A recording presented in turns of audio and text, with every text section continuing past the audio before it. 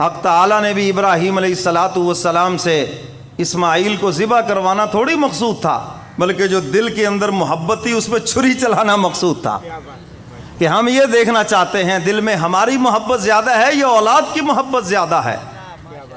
وہ کہا باپ نے بیٹا آج میں نے خواب دیکھا ہے، کہہ دو سبحان اللہ۔ کہا باپ نے بیٹا آج میں نے خواب دیکھا ہے، وہ کتاب زندگی کا ایک نرالا باب دیکھا ہے، وہ کتاب زندگی کا ایک نرالا باب دیکھا ہے۔